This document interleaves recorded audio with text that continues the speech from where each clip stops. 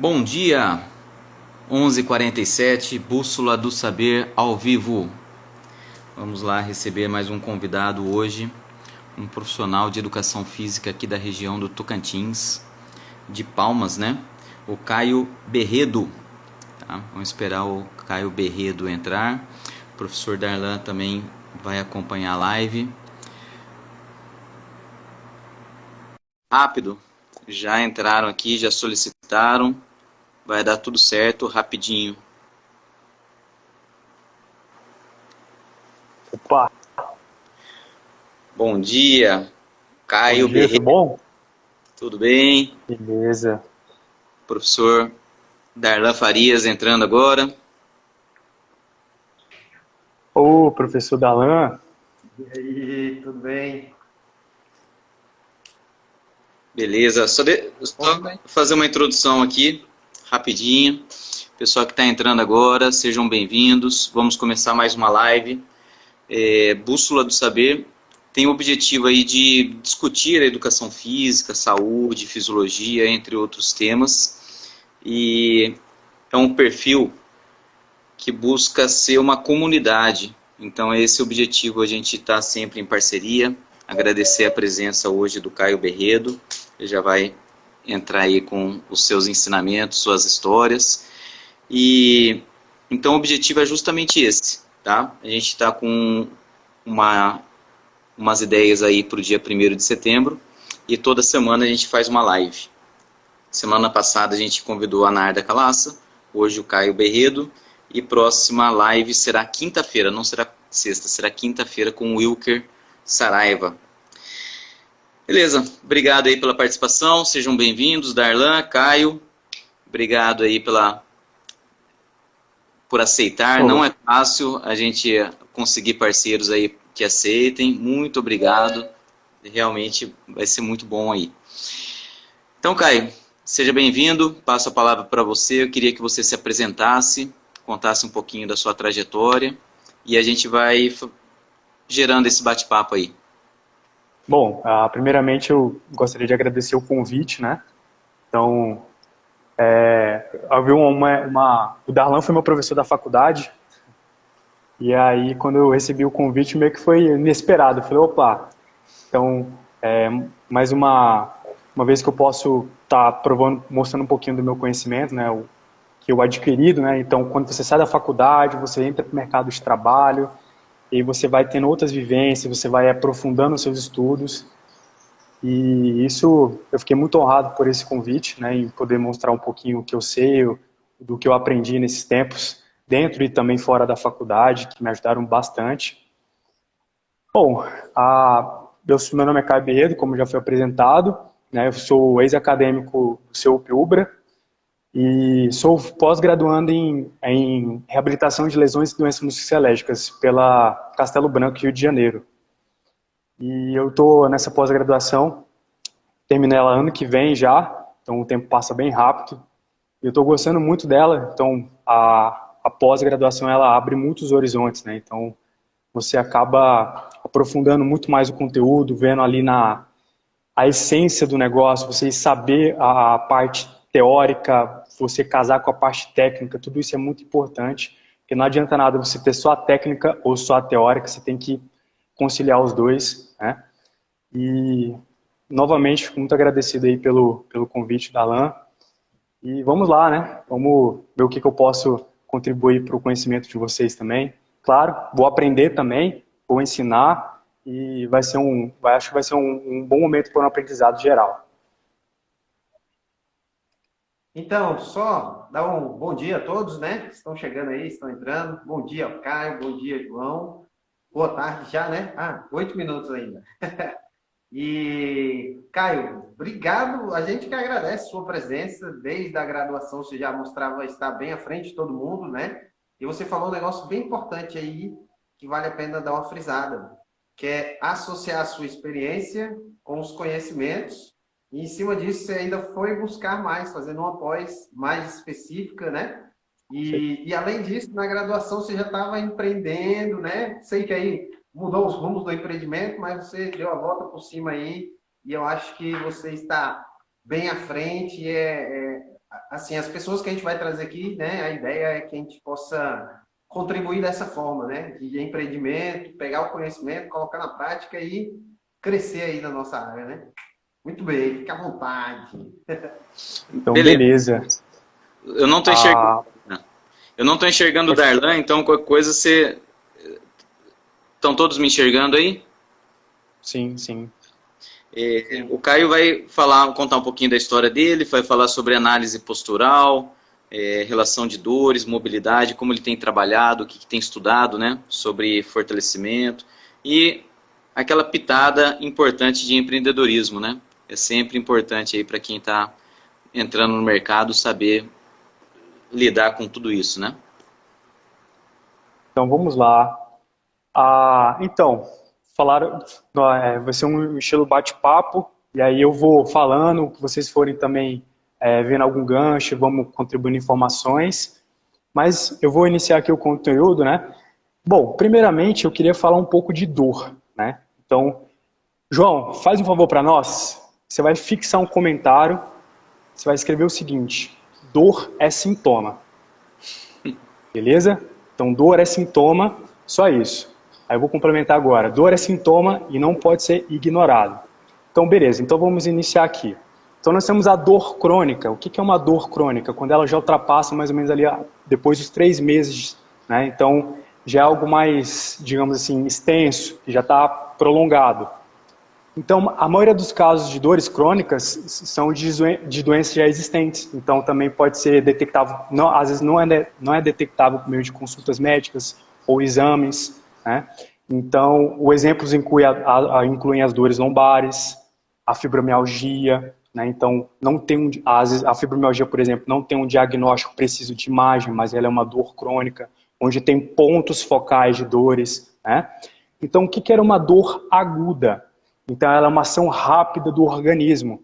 Então, assim, ela tem determinado Então, ela vai até 3 meses de duração, tá? Então, a dor aguda, normalmente, um caso simples, uma baboseira, então você tá caminhando, bateu e sentiu uma dor aguda ali. Ou então, foi fazer um movimento errado, né? Você foi abaixar de uma forma incorreta, em vez de usar a musculatura, você utilizou a articulação, estava sobrecarregada, então deu um espasmo muscular, por exemplo, né? Então ali foi um ponto de dor aguda. Então é inferior a 3 meses, né? Agora o mais importante, que eu queria destacar muito, que é o que pega mais, que acontece muito aposentadorias, a invalidez do trabalho, né? Que é a chamada dor neuropática. Então, essa é uma dor muito incapacitante. Então, a dor neuropática ela é causada por distúrbios do sistema nervoso central, que é composto pelo sistema nervoso periférico, a medula espinhal e o cérebro. Então, na grande maioria dos casos, o problema dessas doenças são degenerativas e ocorre também a alteração na coluna vertebral, podendo ter algum pensamento de alguma articulação da própria medula espinhal, se for uma protusão discal, por exemplo, né? Então pode ser algo tipo crônico. Então, isso causa muita dificuldade na locomoção do indivíduo, né, na própria qualidade do dia a dia de trabalho mesmo dele. Então, e os sintomas podem ser manifestados de várias formas diferentes. Então, muitas vezes o indivíduo tem aquela sensação de queimação, formigamento, parestesia, né? Então, alguns relatam também choques, né? Também comentou como uma ferroada. Então, esses são alguns tipos de relatos de dores neuropáticas, né? Então, isso tem que ficar muito, muito importante identificar os diferentes tipos de dor para você conseguir ter um trabalho mais direcionado, digamos assim, né?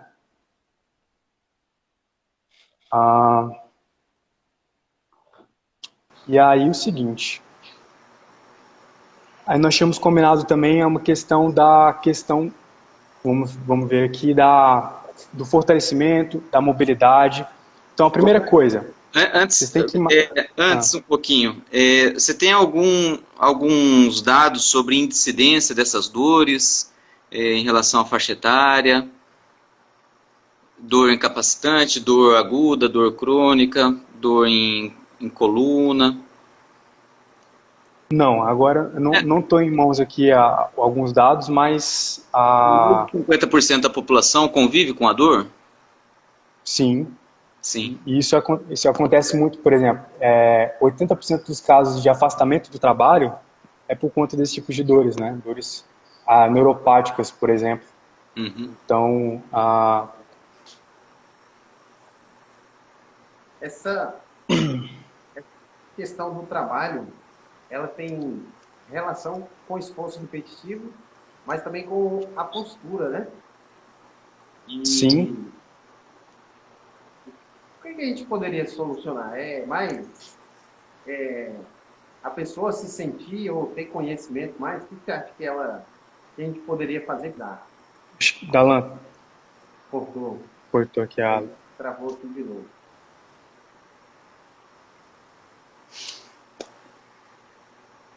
Travou. Tá me ouvindo? Tô, mas a tua imagem começou a travar, mas estou te Tá, ouvindo.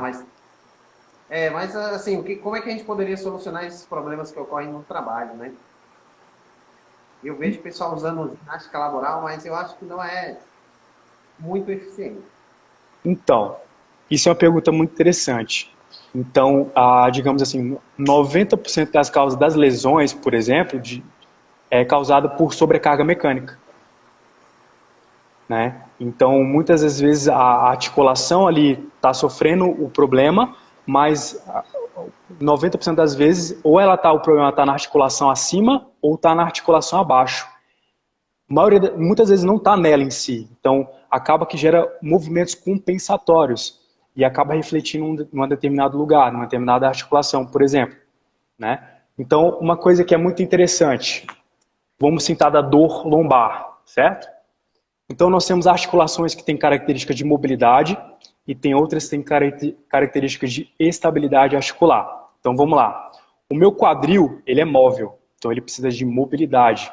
Tá? A minha lombar, ela é estável.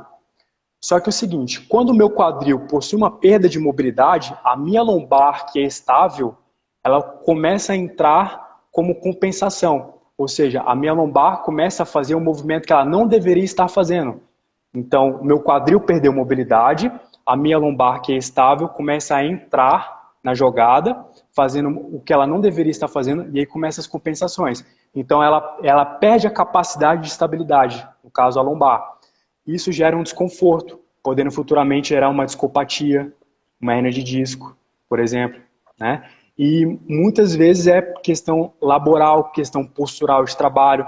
Então, vamos lá, um indivíduo saudável, sei lá, seus 20 anos, está estudando para concurso público, o cara tem um quadril extremamente móvel, tem uma lombar estável, ou seja, a mecânica dele está tudo bem. Aí ele vai passar 5 anos, vamos jogar um exemplo aqui fictício, ele vai passar 5 anos estudando para esse concurso. Então ele já vai ter uma vida mais inativa, digamos assim. Então ele vai ficar, vamos supor que ele fique 8 horas por dia sentado. Então ele já vai ficar. Então, o ficar muito tempo sentado gera uma certa encurtamento musculares. Então eu vou ter uma perda da minha mobilidade de quadril, por exemplo. Né? Então o ficar muito tempo sentado tem os seus contras, e muito, né? Que hoje eu acredito que seja o mal do século, o ficar muito tempo sentado. Isso gera muitos desconfortos e relatos de muitas dores das pessoas no seu dia a dia. Então, por exemplo, esse indivíduo está estudando para o concurso durante 8 horas por dia, ele passa no concurso, ele volta a trabalhar. Então, ele fica 30 anos naquele concurso trabalhando o dia inteiro sentado. Ou seja, a lombar vai perder sua capacidade de estabilidade, o quadril vai perder sua capacidade de mobilidade e aí vai começar uma série de compensações musculares. Claro, isso se o indivíduo ficar inativo fisicamente, né? Então é importante manter uma rotina de atividades, que é basicamente, eu diria que é AMF. O que é o AMF? É uma abreviação, que é alongamento, mobilidade e fortalecimento. Para mim são esses 3 fatores que tem que ser inserido na vida de qualquer ser humano, tá? E aí é onde entra a importância para todo profissional da saúde, mas no caso, como a gente está falando da educação física, a questão da análise postural, né?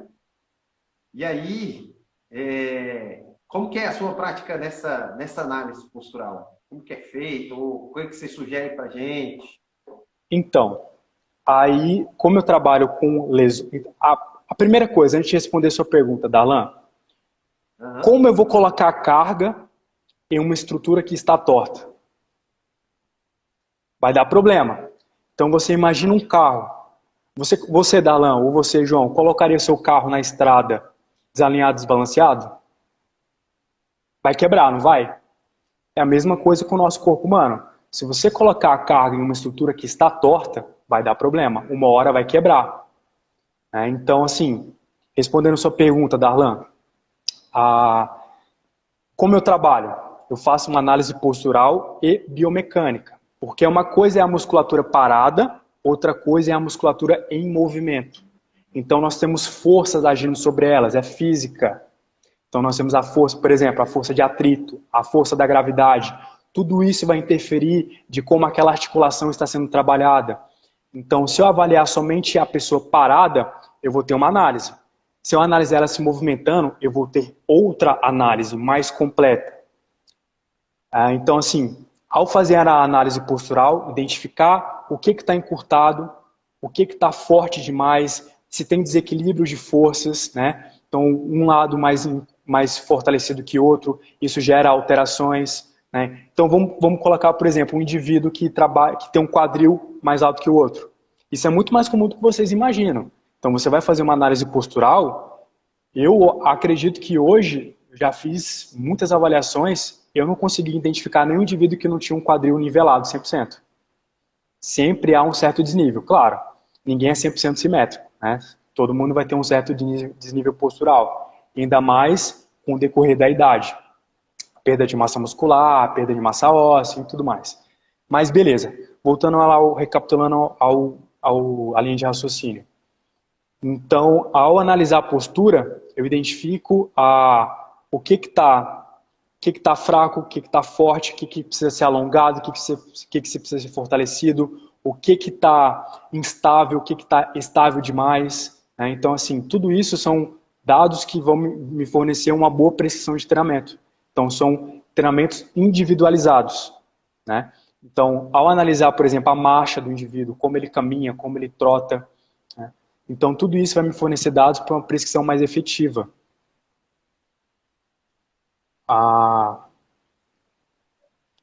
Qual era a sua pergunta mesmo, Alan? Eu acabei conversando demais aqui, eu não sei nem se eu respondi a sua pergunta.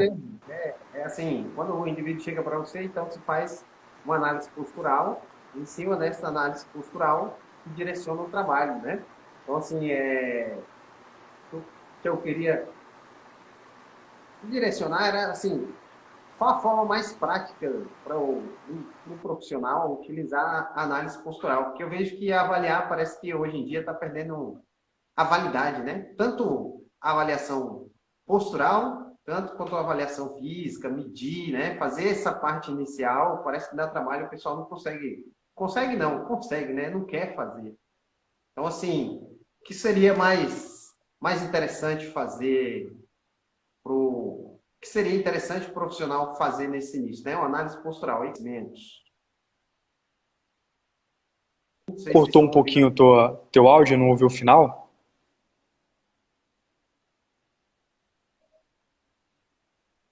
Tô te ouvindo, pode falar. Aí cortou.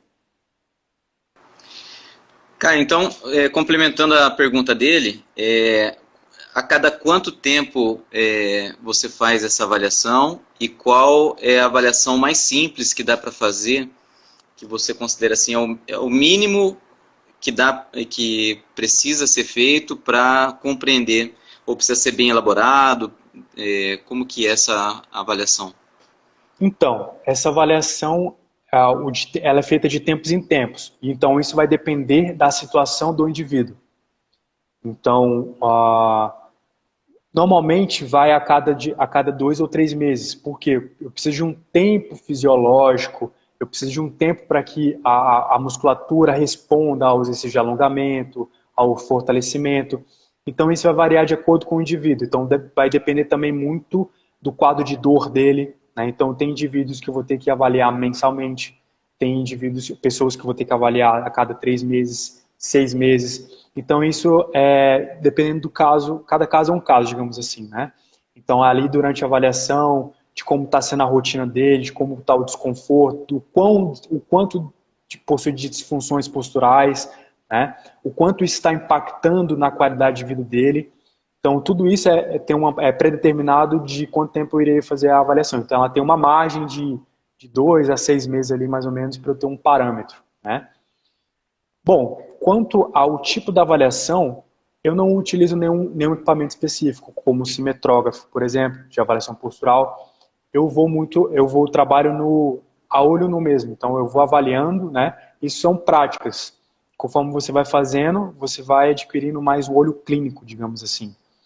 Então, assim, a partir dali, aí tem uma sequência, né? Então, eu olho a posição dos pés, eu olho a posição dos joelhos, eu olho a posição do quadril, olho a altura dos ombros, se o indivíduo tem uma hiperlordose, uma retroversão pélvica, ou se ele tem uma retificação da coluna. Então, tudo isso são dados que eu utilizo para fazer uma excelente prescrição de treinamento, né? Mas assim, não tem nenhum equipamento específico que eu utilize, mas eu vou a olho nu mesmo, olhando, identificando e anotando os pontos. E é interessante, você utiliza fotos, softwares, alguma coisa para dar um feedback pro avaliado? Como que é esse feedback para ele compreender o que você está enxergando? Tem alguém perguntando mais ou menos nessa linha também. Eu acho que essa pergunta, utilizando fotos, softwares, avaliação dinâmica, como que faz algum vídeo para explicar para o avaliado, olha, percebeu nesse momento aqui como deu uma compensada, como que é esse feedback? Aí eu divido a avaliação em 3 momentos, né? A avaliação em si, se eu for fazer somente a avaliação, ela dura questão de 20 minutos. Só que eu tiro em média de 1 hora a 1h30. Por quê? Porque eu preciso conversar com a pessoa, eu preciso entender todo o contexto e lá atrás buscar informações para eu poder conciliar com a avaliação.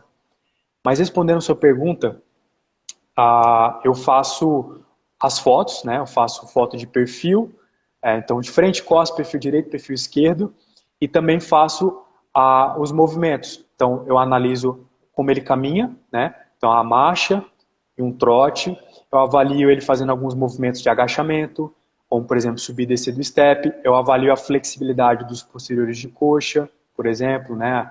Como está o alcance. Então, sim, são alguns movimentos específicos. Então, assim, o cara tem ele vai depender do quadro de dor que ele está. Então, se ele chegou para mim com muita dor, obviamente eu não vou fazer alguns movimentos que eu faria normalmente por conta da dor dele. Então, restringe um pouco mais. Às vezes acontece ser só a foto, né? Porque às vezes a pessoa está tão limitada, está com muita dor, então fazer mais movimentos pode gerar mais dor e pode causar alguns problemas, né? Então, mas você tem que se avaliar de acordo com cada um. Mas de uma maneira geral, aí eu analiso, faço as fotos, faço os vídeos e eu converso ele aqui na minha frente mesmo, analisando, então sua marcha seu quadril está rotacionado, que está gerando compensação no seu joelho, né? Então tudo isso é conversado durante a avaliação. Aí eu tenho esses vídeos, essas fotos guardadas e quando for reavaliá-lo novamente, eu faço o comparativo. Então, você tinha essas disfunções posturais, então agora você não tem mais essa, então isso foi melhorado. Aí, então, assim, tem todo um comparativo de uma avaliação anterior para a próxima, né, para que ele tenha um parâmetro e saber o quanto ele está evoluindo também. Mas o principal, eles me relatam muito questão do bem-estar, né, então eu trabalho com treinamento, mas o meu foco são em lesões. Então, 90% do meu público que treina são pessoas que vieram de alguma lesão, né? Então, assim, muitas das vezes relatam questões de, eu parei de sentir meu desconforto na lombar, não sinto mais o meu joelho. Então, são relatos do dia a dia que, então, eu sempre pergunto. Então, uma pessoa que está em uma dor aguda, ou até mesmo uma dor crônica forte, então, não tem como eu prescrever um treino assim, vai ser isso aqui e acabou. Não, é feedback. E aí, você chegou, como é que você está hoje? Não, hoje eu estou com mais dor. Não, hoje eu estou com menos dor. Não, aquele exercício me fez bem. Não, aquele exercício não ficou legal. Então, é sempre um feedback, então perguntando como é que o indivíduo está, como ele está respondendo ao treinamento. Então, e é conforme isso é que eu vou direcionando o trabalho. Então, hoje ele está bem, então ele respondeu bem ao treino anterior. Posso fazer algum exercício um pouquinho mais intenso ou não. Então, o treino vai de acordo com o que ele vai chegar. Ah, claro, até ele ter uma constante. Então, até ele estabilizar ali, aí eu vou fazendo as progressões mais... Então, aí, claro, infelizmente tem algumas lesões que vão limitar bastante em relação ao movimento. Mas é resgatar a funcionalidade do corpo humano, o máximo que der. Então... E o segredo é esse, né? Acompanhar ali sempre, pedir o feedback do cliente e a gente vê... Infelizmente, a gente consegue perceber isso mais nos trabalhos personalizados, né? No estúdio, no personal, né? E na grande academia a gente vê que falha um pouco desse quesito, né? Então, assim, de individualizar o treino é essencial, é a nossa essência, né? Então, assim, que bom você estar aqui falando isso, né? Mostrou o valor de uma avaliação postural, né? Então, assim, eu acho que a gente precisa, todos nós, né? Eu sei que a maioria aqui deve ser profissional de educação física, está assistindo. A ideia é sempre trazer isso, né? O conhecimento para a prática, o conhecimento na prática e o resultado disso que é a essência. Essência. O problema é que é a essência, é o básico que deveria ser feito, né? Então, assim, muito legal isso aí. Você falou um ponto muito importante, a questão da individualização do treinamento. Então, por exemplo, eu trabalho com limitações de horário, claro. Eu trabalho no personal, né? Então eu restringo um horário específico do estúdio para uma pessoa ou uma dupla, que quer que seja. E também eu trabalho no semi-personal. O que é um semi-personal? Então eu compartilho um espaço com outras pessoas. Então, aí tem um limite. Então vai uma capacidade entre 2 a 5 pessoas. E isso vai depender do nível da lesão de cada uma. Então eu nunca vou colocar 2 pessoas que estão no vermelho, por assim dizer, com lesões graves, agudas de dor, no mesmo horário. Então eu vou colocar em horários diferentes, para que eu consiga ter um atendimento mais preciso, mais individualizado, né? Então aquela pessoa que está em fase de dor, uma dor aguda, por exemplo, está com uma dor muito forte, então qualquer movimento errado que ela fizer, qualquer restrição, qualquer bobeirinha, ela entra em crise de novo, se ela saiu da crise, né, por exemplo. Então, assim, essa questão de você saber balancear os horários, isso é muito importante. Então, ainda bem que já tem alguns anos que eu estou trabalhando, quase todos os meus alunos já estão com as lesões estabilizadas, né? Claro, alguns sentem dores ainda, isso dependendo da lesão, vai sentir, infelizmente, pelo resto da vida, não tem como, né? Mas hoje todo mundo está treinando bem, um caso ou outro que ainda está evoluindo, que chega aluno novo. Mas assim, essa questão da individualização do treinamento é muito importante. E que, infelizmente, eu já trabalhei em academia, eu sei como fica mais difícil para nós profissionais individualizar o treinamento, né? Porque nós temos muitas pessoas para dar atenção ali para trabalhar, a não ser que seja no personal. Aí sim você consegue fazer um trabalho diferenciado e individualizado. Tem uma máxima que eu tenho visto, acompanhado alguns professores, e assim, é uma polêmica. Quando o cara tem algum problema de coluna ou algum problema, aí o médico, né, ou o ortopedista, ou sei lá, que seja profissional de saúde, pede para o cara parar o movimento, né? Não fazer nada e esperar solucionar. Só que tem a linha hoje em dia aí direcionando que o movimento é a solução para algumas coisas, né? O que você acha disso?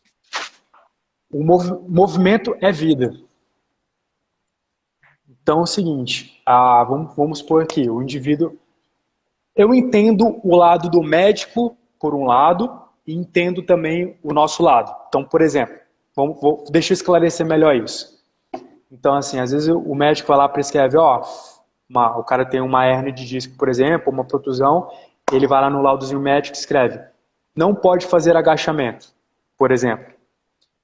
Como que o indivíduo não pode fazer agachamento? Se ele faz esse movimento o tempo todo, se eu estou sentado na cadeira e vou levantar, eu vou fazer um agachamento. Se eu vou ao banheiro, por exemplo, eu vou fazer um agachamento. Se eu vou pegar algum objeto no chão, eu estou fazendo um agachamento, né? A questão é o agachamento controlado e orientado.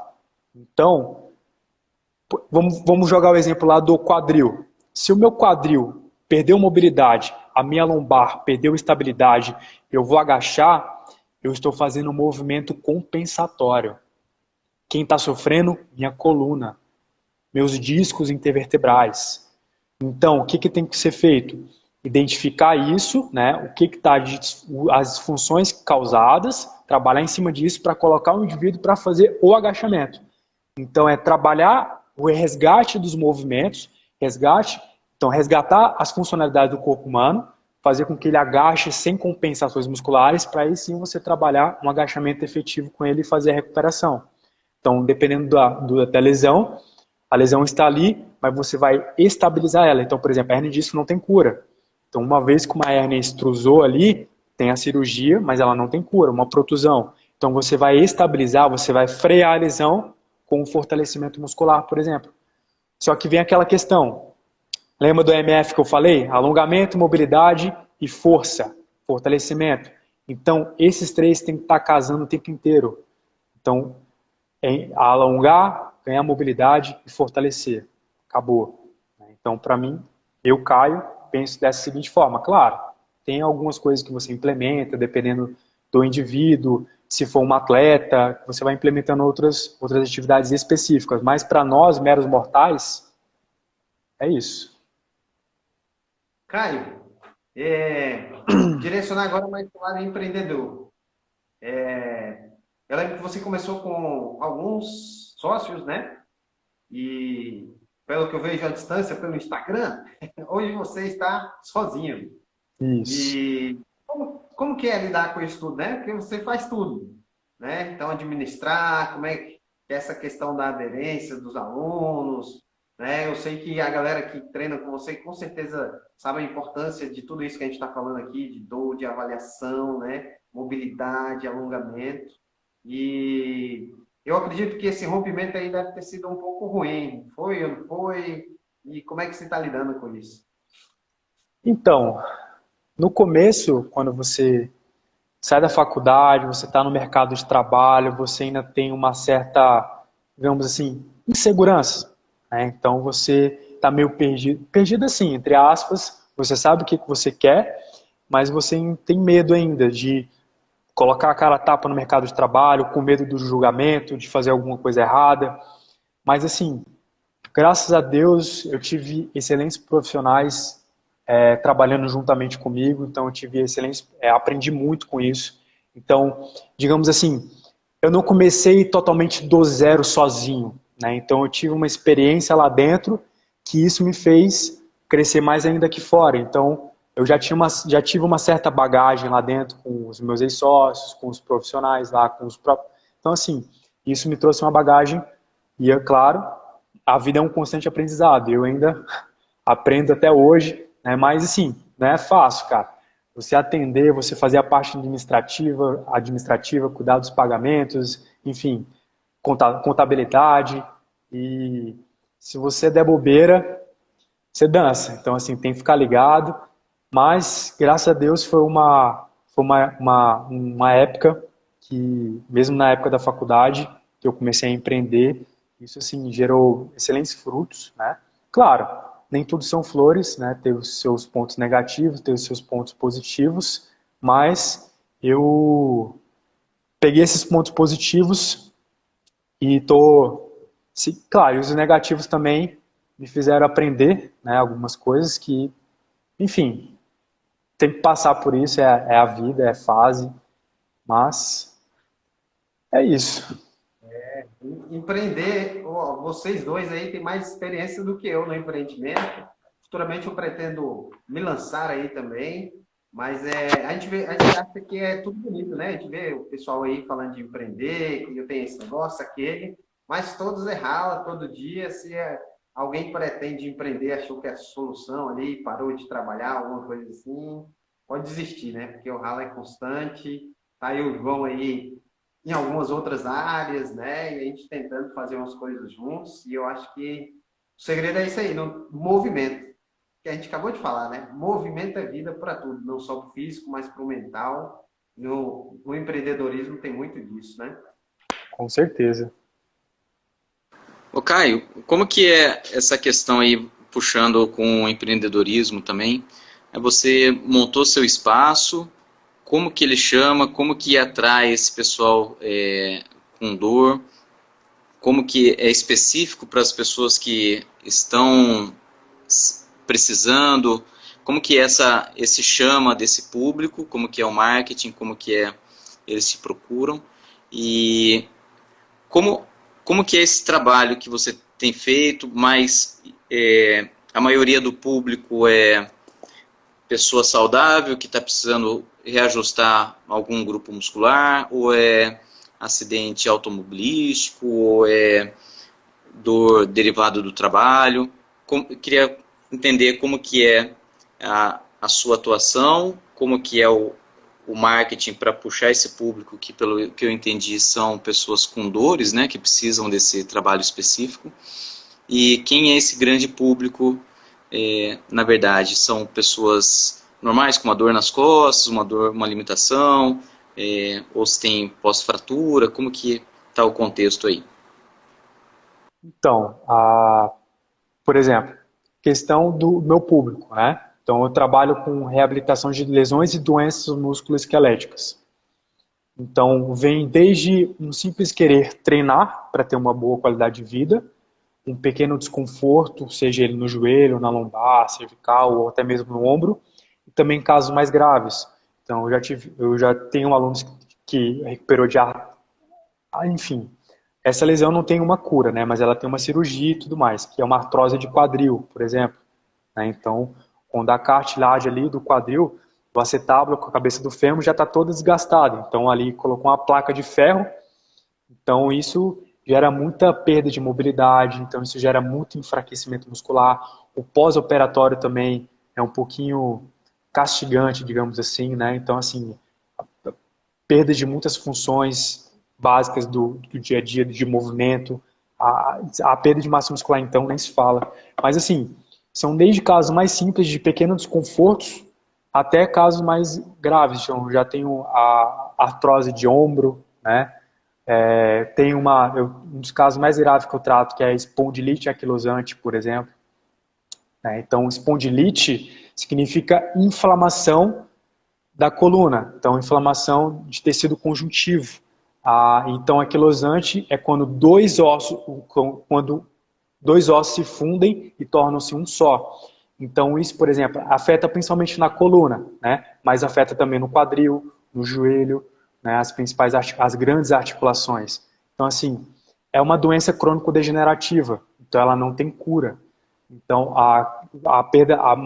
vai tendo uma perda da mobilidade e você sempre tem que tentar prorrogar isso, né? Então, trabalhar bastante mobilidade, fazer os fortalecimentos, porque uma hora ou outra ela vai cedendo ali por conta da doença, por ser degenerativa, mas, enfim, você vai resgatando, tendo a maior qualidade de vida que você puder para a pessoa, prolongar o máximo de tempo possível.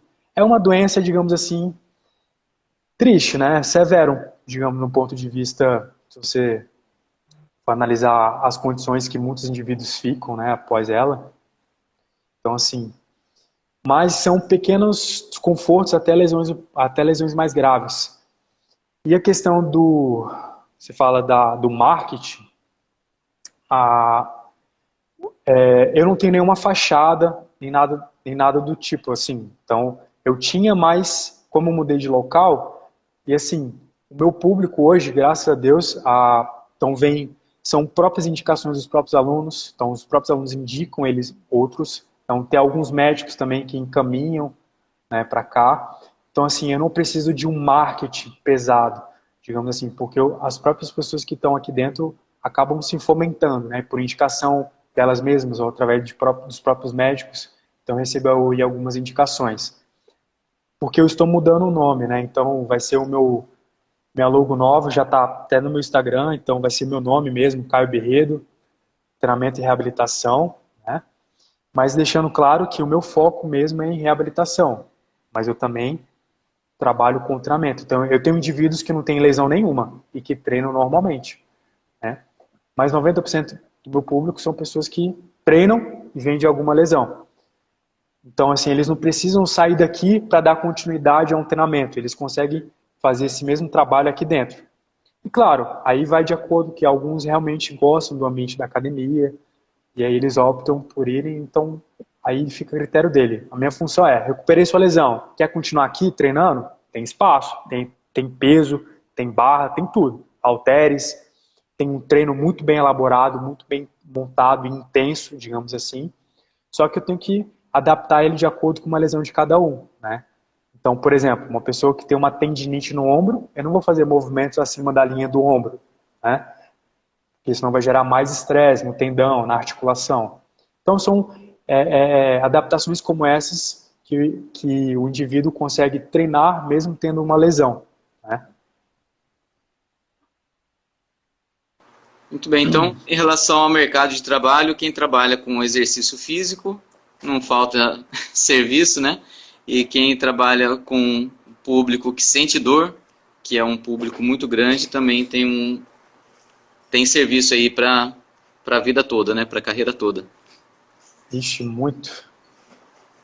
Então, eu acho que o que falta muito é a informação. Então, assim, o que eu vejo, por exemplo, de forma alguma eu estou criticando a academia. Eu gosto do ambiente da academia, eu gosto de treinar em academia também. Mas o problema é, digamos assim, o treinamento inadequado. Então, uma pessoa que trabalha muito tempo sentado, uma pessoa que tem seus grandes encurtamentos musculares, uma perda grande de mobilidade. Então, elas não resgatam esse tipo de movimento numa academia, claro. Estou falando de uma forma geral, né?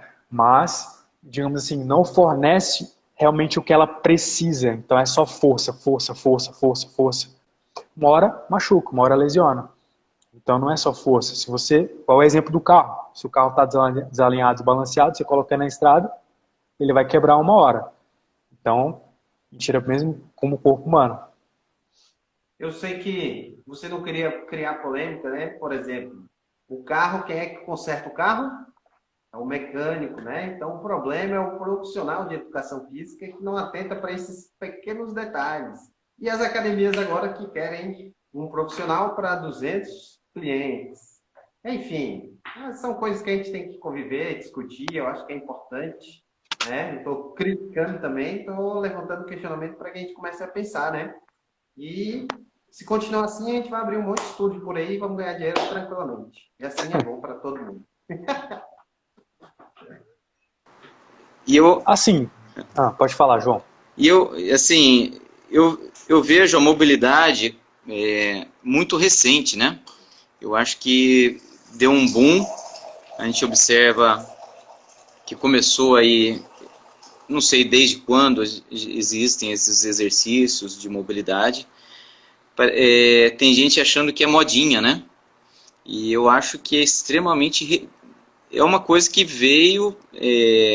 deu um boom muito grande de uma hora para outra, pelo que eu tenho acompanhado. E eu, depois que comecei a aprofundar sobre isso, comecei a praticar e não largo mais não.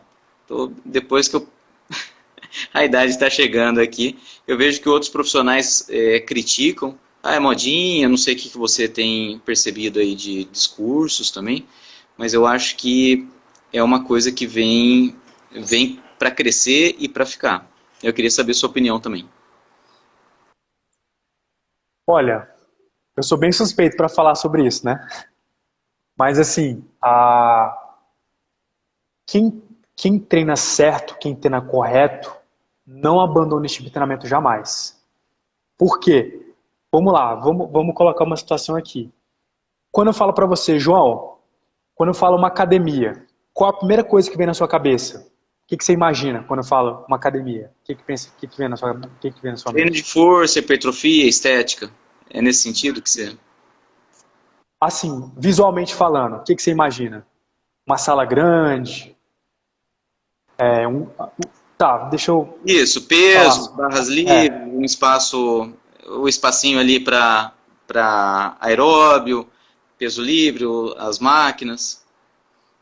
Vamos fazer um comparativo entre treinamento funcional e musculação. Então vamos lá. Questão da modinha. Mercadologicamente falando, não é muito mais bonito eu falar treinamento funcional do que musculação? Beleza. Então quando eu falo assim, uma academia, o que você imagina? O que as pessoas normalmente imaginam? Um galpão grande cheio de maquinário. Então quando fala treinamento funcional, o que as pessoas imaginam? Estou falando de uma maneira global, né? O que as pessoas imaginam? Uma praça com um monte de conezinho, fazendo cordinha, fazendo pulando, não sei o que, polichinelo, blá blá blá. Beleza. Só que o treinamento funcional no Brasil, o termo é utilizado da forma incorreta. Por quê? Aquilo que é feito na praça é treinamento em circuito. O que é treinamento funcional? Treinamento funcional é uma musculação. Então vamos trinchar a palavra musculação. Musculação, músculo em movimento. Se eu estou fazendo com equipamento livre, eu estou fazendo no maquinário, eu não estou trabalhando no meu músculo? Então, mercadologicamente é muito mais bonito falar treinamento funcional. Só que é uma musculação. Só que o que difere da musculação do treinamento funcional? É que aqui, no treinamento funcional, teoricamente, você não utiliza maquinário.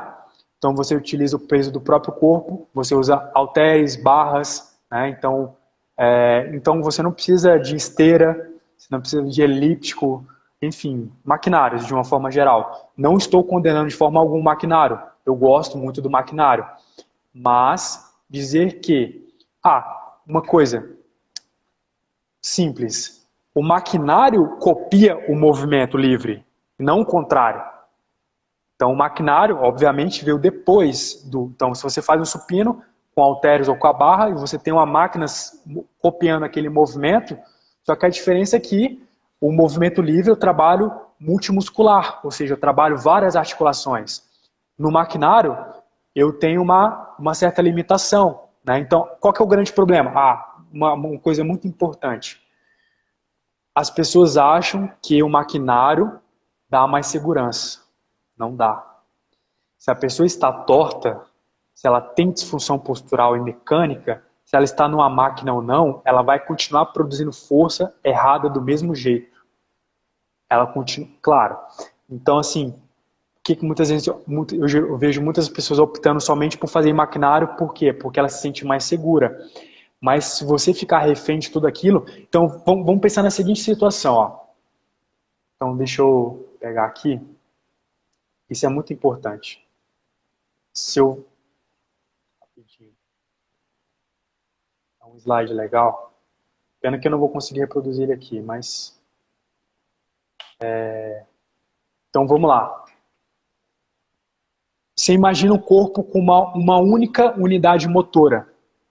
Então, quando eu vou fazer a musculação em si, o exercício, então eu tenho músculos agonistas, eu tenho músculos antagonistas, eu tenho os músculos sinergistas, eu tenho os músculos estabilizadores. Então, essas 4 musculaturas, elas estão sendo trabalhadas, só que numa ordem, uma sequência específica. Né? Então, se eu estou fazendo um supino, por exemplo, meu músculo agonista é o meu peitoral, meu antagonista, meu dorsal, meu sinergista, por exemplo, eu tenho o tríceps, meu serrátil, né? Então, meus estabilizadores, o abdômen. Então você percebe que todas essas musculaturas, agonista, antagonista, sinergista e estabilizadores estão sendo trabalhados, só que numa sequência diferente. Agora, o maquinário, ele não trabalha essas musculaturas com eficácia. Né? Então, assim, se eu estou sentado num maquinário e estou trabalhando a musculatura, eu não estou trabalhando efetivamente como trabalharia meus músculos estabilizadores, meus músculos sinergistas. Né? Então, assim, ficar refém somente do maquinário, eu vejo um grande problema. Por quê? Porque você não fortalece os sinergistas. Né? Então, o que acontece? Muitas das vezes acontecem lesões porque os seus músculos sinergistas, ou seja, aqueles que vão auxiliar o movimento, que não vão deixar o movimento ficar errado, não têm uma boa funcionalidade ou estão extremamente enfraquecidos. Por quê? Porque você trabalha no maquinário, por exemplo. Então não faz um trabalho específico de fortalecimento para essas musculaturas. Então tem uma série de questões aí que tem que ser avaliadas. Eu acho que falta muito a questão da consciência corporal mesmo. Semana passada, consciência corporal é só se adquire fazendo, né? Por exemplo, mobilidade, né? Prestando atenção mais no alinhamento corporal, como foi falado. Semana passada a gente teve uma live com a professora Narda, acho que ela estava até aqui, né, hoje, né? E ela falando do treinamento, né, da região do abdômen. Então são coisas, por exemplo, que a gente nem presta atenção às vezes no dia a dia, né? Nos exercícios do abdômen. Exercício, até coloquei no meu stories hoje, assoalho pélvico. Eu tenho um aluno idoso, outro dia a gente estava fazendo exercício, aí, professor, nunca reparei na contração desses músculos. Né? Então, assim, a musculatura profunda precisa ser trabalhada e não é fácil, não é? Faz 3 de 15 ali no equipamento tal, se você não concentra. Como tem um aluno que é engraçado, ele começa a fazer o exercício, aí no meio do exercício ele desconcerta todo. Eu falei, como assim? Aí ele é o tic-tac. Eu falei, é o tic-tac mesmo, vou ter que concentrar ele para você fazer o negócio certinho. Então, assim, às vezes a gente fica preocupado muito com carga, e na realidade a simples execução perfeita do movimento, né, vamos dizer assim, já dá um resultado enorme, né? Então a consciência corporal, ter mais experiências é essencial, né? Você falou uma coisa muito importante, Darlan. Musculaturas profundas. O que muitas pessoas, digamos assim, de uma forma geral, claro, não dão a menor importância ou mesmo nem sabem da existência delas. Então, por exemplo, eu sou muito fã de exercícios isométricos, principalmente para fortalecimento do core. Por quê? Porque através da isometria eu consigo atingir essas musculaturas mais profundas, mutíferos, eretores da coluna, eretores da espinha, porque você tem que imaginar a seguinte situação. Nós temos as vias energéticas, então nós temos musculaturas com ela glicolítica e a oxidativa. Então, o que é a musculatura glicolítica? São essas musculaturas mais superficiais que eu consigo palpar, meu bíceps, meu peito, ou seja, estou fazendo atividade, eu utilizo a reserva, eu vou utilizar a glicose como fonte de energia, vou gerar uma fadiga, beleza. Então ela tem uma característica glicolítica, a via energética dela. Nós temos as oxidativas, que são essas musculaturas mais profundas, ou seja, o papel delas é manter o controle postural. Então essas musculaturas elas foram feitas para serem produzidas forças constantes. Então exercícios de isometria, por exemplo, pranchas, antirrotações com elásticos. Então, por exemplo, um indivíduo tem hernia de disco, eu não vou colocar um indivíduo para fazer um abdominal. Por quê? Porque eu vou estar estimulando a projeção do disco intervertebral dele. Então eu vou trabalhar o fortalecimento do core com o exercício de isometria. Por quê? Além de eu ter uma estabilidade, né, não comprometer a integridade física dele, da coluna vertebral principalmente, eu vou conseguir trabalhar por tabela essas musculaturas mais profundas através das isometrias, por exemplo. Né? Então tem que avaliar muito bem o indivíduo. Digamos assim, vou prescrever determinado exercício, então eu tenho que saber para quê, por quem, né? Então para quem que eu vou prescrever exercício, por quê e qual o objetivo de tudo isso, do exercício, né? Então eu tenho que responder essas 3 perguntas, né? Então assim, essa questão da musculatura profunda que você comentou, extremamente importante, manter elas fortalecidas, estimular elas, então elas que vão realmente estabilizar tudo. Então, claro, eu vou fortalecer minhas musculaturas superficiais, com certeza, mas as minhas musculaturas profundas também têm que estar fortalecidas. Né? Isso aí. Eu acho que foi bom demais, né, João? Já está quase 1 hora aí. E acho que você divulgar um pouco mais do seu trabalho aí, ou Caio, telefone, alguma coisa assim, suas redes sociais. Não entendi, Darlan. Cortou. João, ouviu? Ouvi? Não te ouvi. Entendi. Não, a gente já está chegando no limite aí de 1 hora, que 1 hora o Instagram corta. Acho que nosso perfil é pequeno. Chega 1 hora, ele corta. Agradecer, Caio, obrigado por tudo. Obrigado pelos ensinamentos. Obrigado por aceitar aí participar com a gente. Acho que foi muito rico, foi um momento valioso, muita gente participando aí ao mesmo tempo. É bom deixar a live salva. E quem precisar de mais informações, segue o Caio, que lá tem acesso ao seu telefone, você responde mensagem, tudo pelo Instagram. tá resolvido? Quer deixar algum telefone, algum contato? Eu vou mandar pro Darlan, e aí dá para colocar na descrição, né? Não sei, no comentário, ou prefere que seja agora? Não, manda daqui a pouco. Tá bom. Beleza, pode ser. Encerrando aqui, agradecendo, brigadão por tudo. Aí eu passo a palavra aqui para o Darlan e do Darlan para você, a gente encerra. Obrigado, Caio. Valeu, Darlan. Obrigado, mais uma parceria aí, mais uma semana. Só antes de encerrar, dia 1º de setembro, dia do profissional de educação física. Não vou falar aqui qual que vai ser a surpresa, mas a gente vai fazer uma live. Vamos divulgar alguns dias antes, né?